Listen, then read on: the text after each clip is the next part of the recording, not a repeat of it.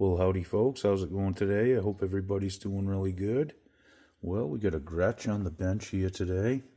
Nice pretty paint job. This belongs to one of the viewers. This is one of the 5 guitars that he dropped off for me to go over. I haven't actually played this one yet, but we're going to take the strings off, check the frets out, and get them polished up. And we got a little crack to fix on the neck here. Let's take a look at it. Okay, this is what we got to fix right here. It's already been glued down really good, so I checked that all out. It's all solid and intact.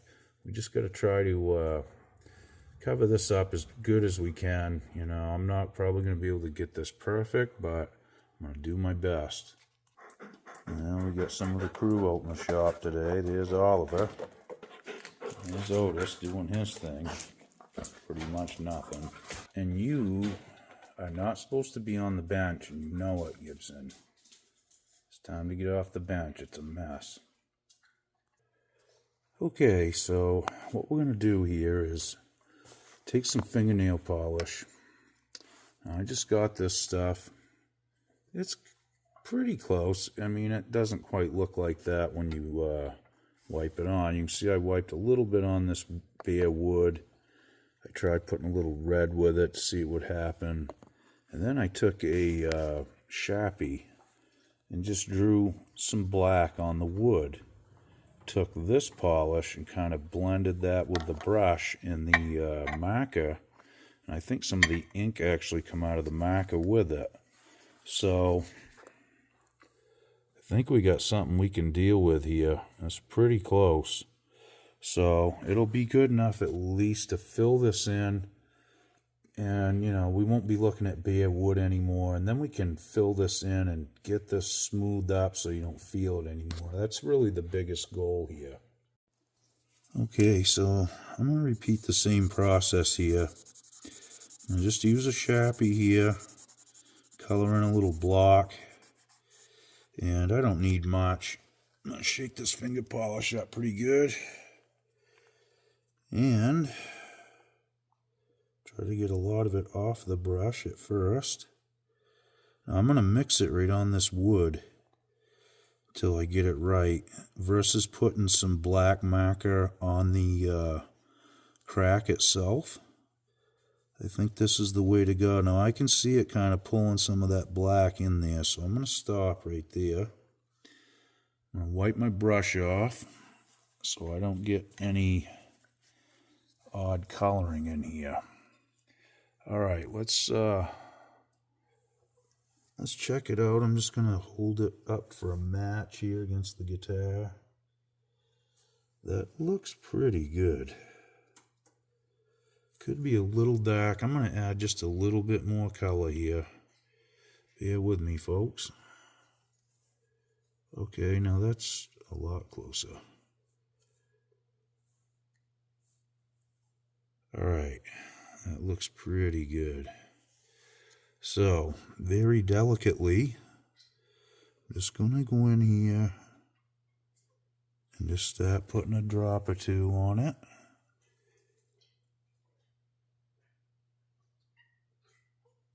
I'm really not trying to fill this in. It's more of just really just trying to paint the wood at this point.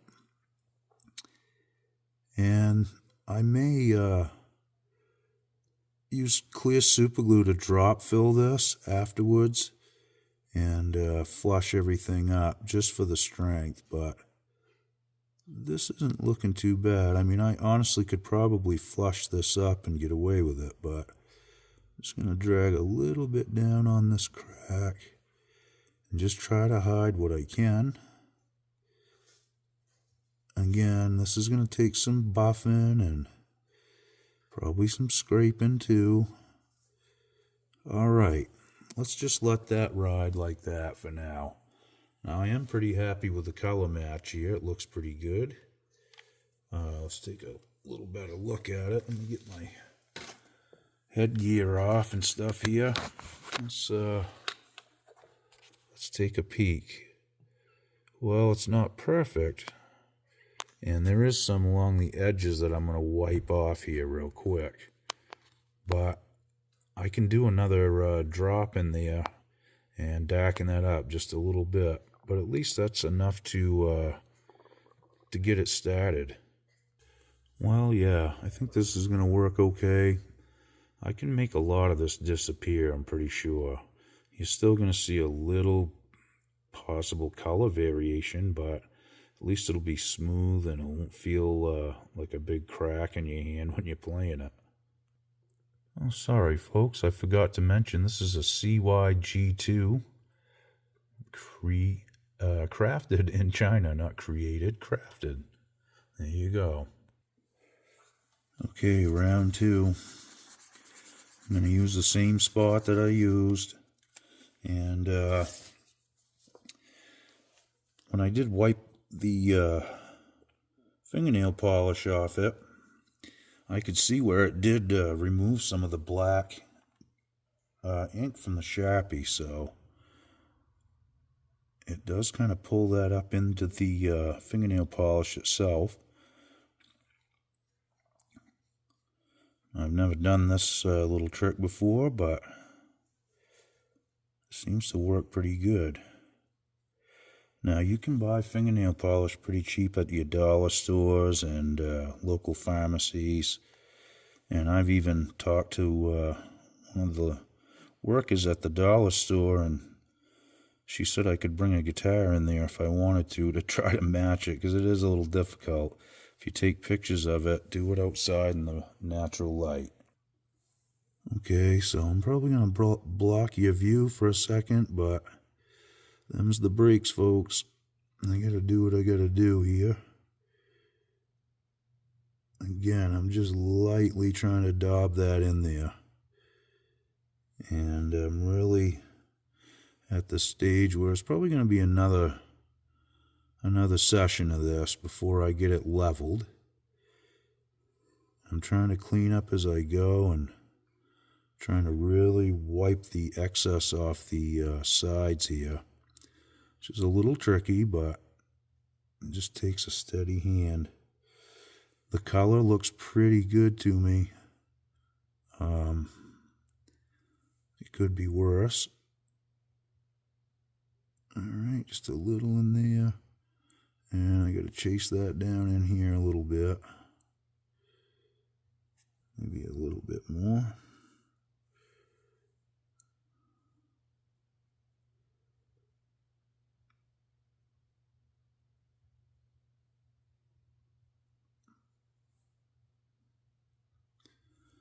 Okay, that's session number 2. This is what I'm running for nail polish today, in case you guys are wondering. Okay, so there's a little better view of it. It's starting to fill in now. The colors, it's close.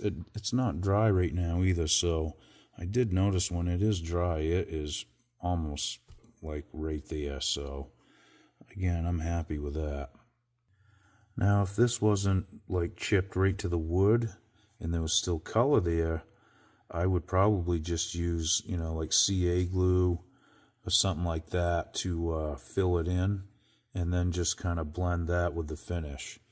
And I've done that multiple times, and that works nice too, but when the paint's chipped out right to the wood, you got to add color.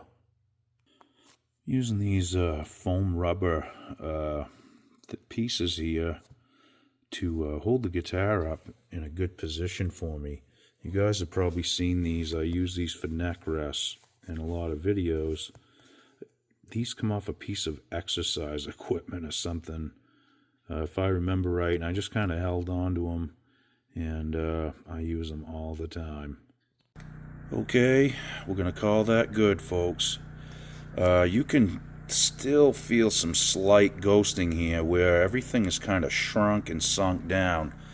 Now, this is a tricky repair here because it's on the neck. If it's a dent in the body, you're not going to be feeling it with your hands, so it's more of a visual. Now, this is more of about the touch and feel of it. Again, if you rub your finger across it, you can feel some slight ghosting, but when you're playing it, it's fine. and it looks nice, so I'm happy with it. We're going to call that good. So let's move on to the strings. We'll check the frets and polish the frets up, make sure there's no high ones. Okay, well, you guys know this routine very well if you watch my channel. This is something I do on every guitar that comes in. Now, got a little high one right there. Just going to put a mark on it, just so I don't forget it. If you guys hear any background noise today in the video, it's my generator running. We got about 6 or 8 inches of snow last night in Maine, and the power's out. So I live in a town with, there's like 70 people in the town I live in, so we're kind of last on the list as far as power outages go, which is why I own a generator. Okay, so these aren't too bad. I mean, I've only found a couple high frets here and there. Now, it don't take much to make a string buzz either, so you got to address these or it's not going to be right. You'll have little spots on the fretboard where the strings kind of lisp or whatever, and you get that sitar kind of effect. So it's good to go over all of them. Only span 3 frets at a time. Now those feel pretty good. We got a couple to take care of, so I'm not going to plane the frets down. What I'm going to do is just take a file and address the ones that need it. Okay, I'll show you how to do that right now. Okay, so this is my method of how I deal with it. Not saying it's the gospel or anything, but this is how I do it. So what I'm going to do is take this high fret right here that I've got marked. Now it's only rocking right in here, so sometimes they can rock on the ends, they can rock in the middle. It can be all kinds of different scenarios of this. So when you check them, make sure you check all the way across. Okay, so what I'm going to do is take this little mill file here. I'm going to take 2 swipes off it. Still got a very slight rattle there, so I'm just going to take a little bit more. Okay, that's pretty good. Now I'm going to take a crowning file, and I'm just going to go over where I just did that. And the reason I am, because when you file it with a mill file, it flattens the crown off right there. So even if the fret doesn't rock, it can still make the string kind of buzz. Okay, that feels pretty good. Just one more little touch with a crowning file here, just to make sure I got it. And then I'm going to take some micro mesh. Let's go with 1,000 here, and I'm just going to lightly clean them striations off the fret wire. Something like that. Yeah, feels good. Now I like to use this small file because it's really fine. Now you can use one with more aggressive teeth too. Sorry about the funky camera stuff, folks. You know how it goes. I'm trying to do my best with it, but sometimes it just doesn't always work out that way. Okay, same procedure here. Feels good. Now let's just knock the striations out of there. Just a little bit. Now I'm going to go over all these with a micro mesh pad anyway, but I want to make sure I clean these up as I go along. So that way, you know, I'm not missing things and shining most of the fret up, and this is kind of not really the same, if you will. So on to the next one. Well, right here, about the 11th fret. Every guitar that I work on, the 11th fret usually is high. I don't know why, but something about it. So now that feels pretty good. Now I want to point this out, okay? Now this fret my finger is on, I marked it, and it was high on the end. But where I just took some off this one, now it doesn't rock as bad for some reason. Now, when you start doing fret work, now that one's still high right there. This is something I'd like to point out. Okay, so if you don't take a sanding beam and level all the fret wire, okay, then what you need to do, like what I'm doing right now, you don't have to do it like this. You can plane them all down. I try to save as much of the fret as I can. I don't want to take any off if I don't have to, because you're just gonna have to refret it quicker. But what can happen is this. Let's say you take your fret rocker right here, okay? We'll put it on. I'm gonna span 3 frets, and that feels pretty good. So the fret that I'm checking is this middle one. These are the 2 on the outside, and this is the middle one. I'm spanning 3, okay? So if this one happened to be high, right, and I plane that down, now when I go to check this one, it might show this one as being high because this one's lower, and it gives it a chance to rock. Now what ends up happening is this. You'll end up chasing those high frets off the fretboard in either direction or in both directions. So there is a way to get around this, and it just takes a lot of patience. And what you're going to do is just take only what you need to, okay? I usually take 2 swipes and I check it. Alright? That feels okay. Now I'll check the frets on each side of that too, where I just plane some of this one off to make sure that I'm not causing a rock on either side of the fret that I'm working on here, okay? Just wanted to point that out. The first time I dealt with this kind of thing was a real learning curve. I almost had to refret the guitar. I mean, till I figured out what I needed to do and not try to take so much off it, because that was what I was doing. I was filing too much at once. So, I'm checking both sides here of that fret. Still just a slight rock. I'm going to probably crown that out, though. So I will do that. I'll get them down very, very close. I mean, we're talking a few thousandths of an inch, if that sometimes. And then I'll take my crowning file and try to kind of bring it down a little bit more with that so I can crown it into a level state. So just barely rocking still. I'm going to take my flat file, 1 stroke. That should probably get us there. That's good.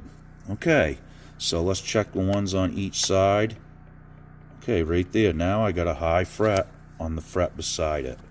And this is what I'm getting at right here. So I'm going to take just a little bit till I get this right. Now, again, you don't want to take too much at once.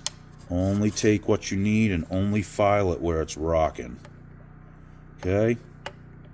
A little bit more.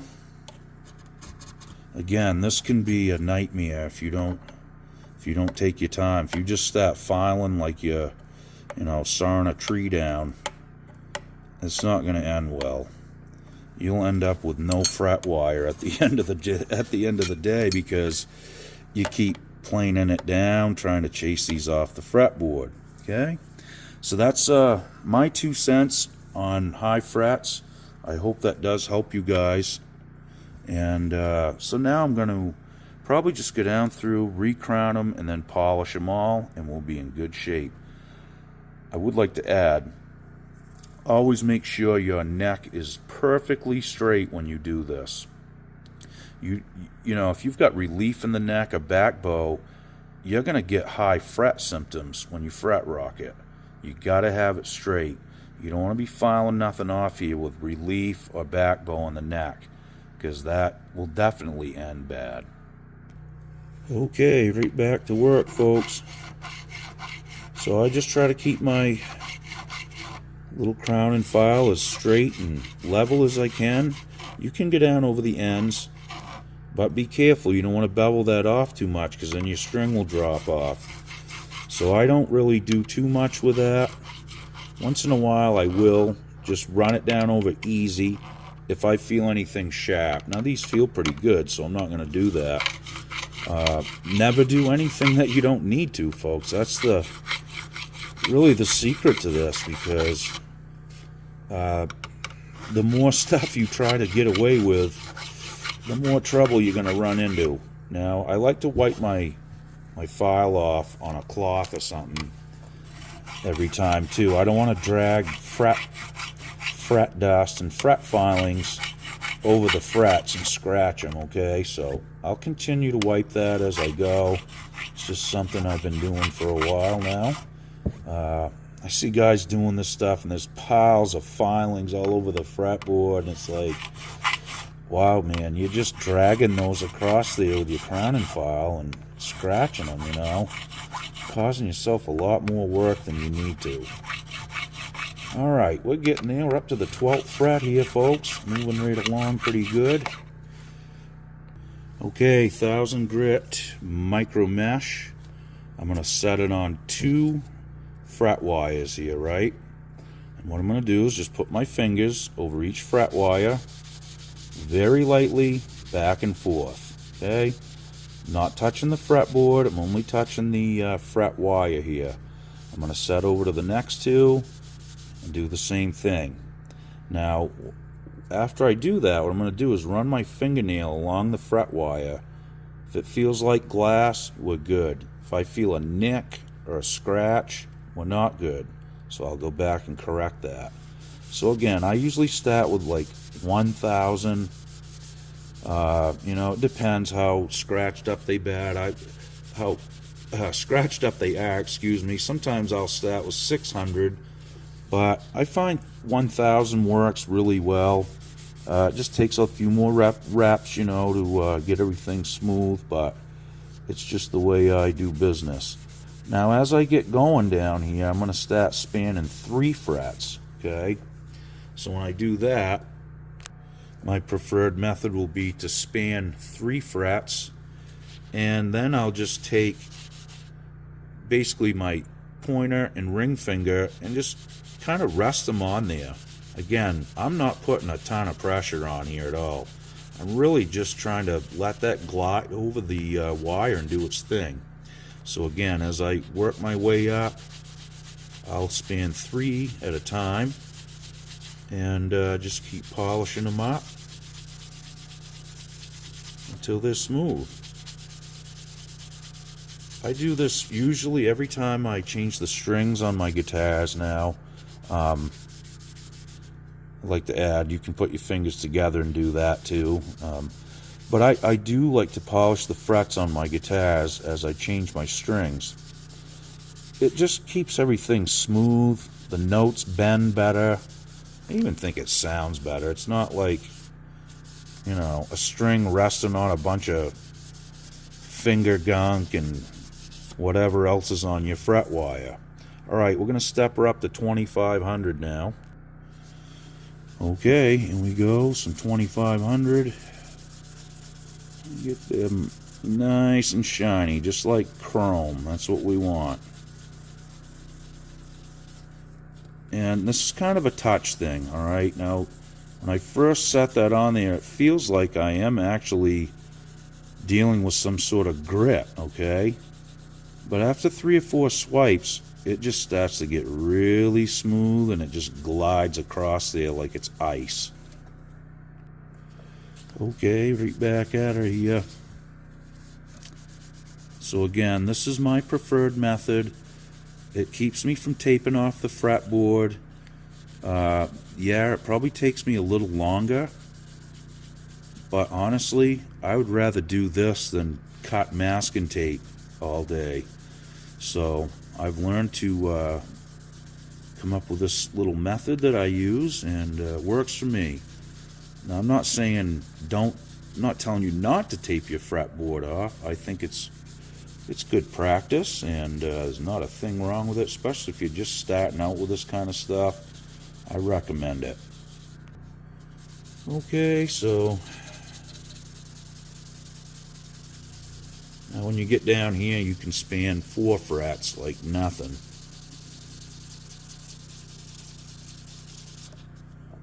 Yeah, now let me take you guys over here so you can maybe kind of see that. You can see where it's just polishing that crown, okay? Just the top of it, and that's what we're after.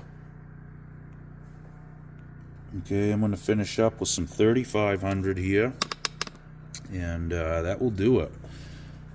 They're nice and shiny right now, and they look nice.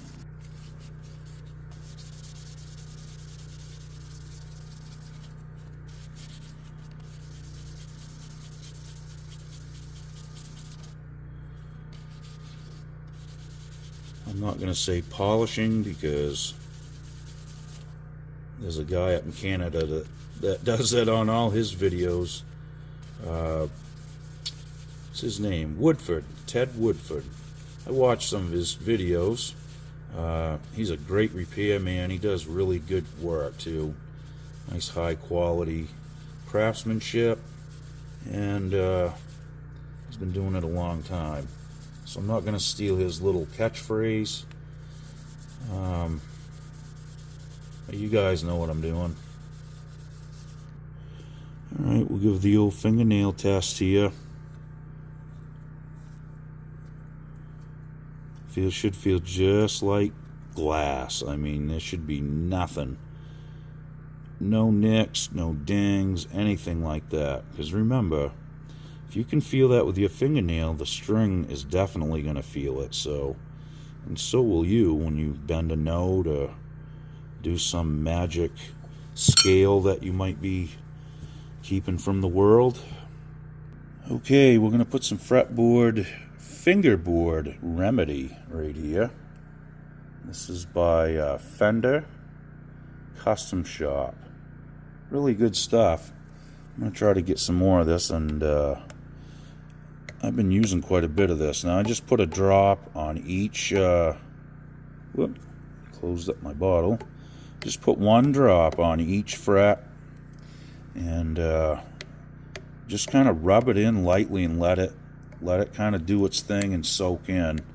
This stuff soaks in quite fast too, which is nice, and it's not a really nasty cleanup after. So here we go. I'll start right on the first one.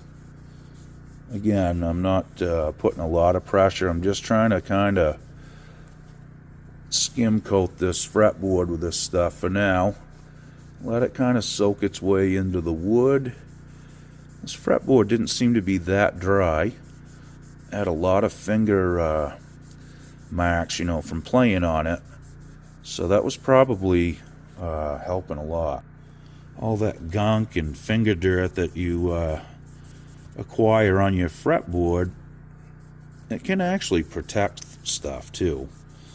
But it feels like crap when you're playing on it. In my opinion, I don't, even my relic guitars, I do keep the fretboard, clean. It's dirty and worn, but I don't feel any gunk on it when I play. That's just a personal thing. Alright, we're going to let that dry. We're going to give it another coat. Okay, that was the garage door opening. Sorry, folks. Well, we're going to let that soak in. As you can see, that really shines it up nice. Now, I'll show you. I'm just trying to wipe some of it off. It stays really shiny, but there's no oily feel to it. And that's why I really like using this product. Okay, let that dry for about half hour or so, 40 minutes. Wiped it off with a dry cloth. And now, as you can see, it's, it's not shiny, but it's just real smooth. There's something in that stuff that really has a certain kind of viscosity or lubricant going on there that really does feel good on that fingerboard. Okay, so with that being said, it is time for me to pick up the tools and put some new strings on this. I'm also going to wipe this down and clean it up really good so it's nice and shiny. There's really no dings in the body that I could find, so we're going to call this one done. Really cool little guitar here, folks, for sure. again, I really do appreciate you guys watching my videos.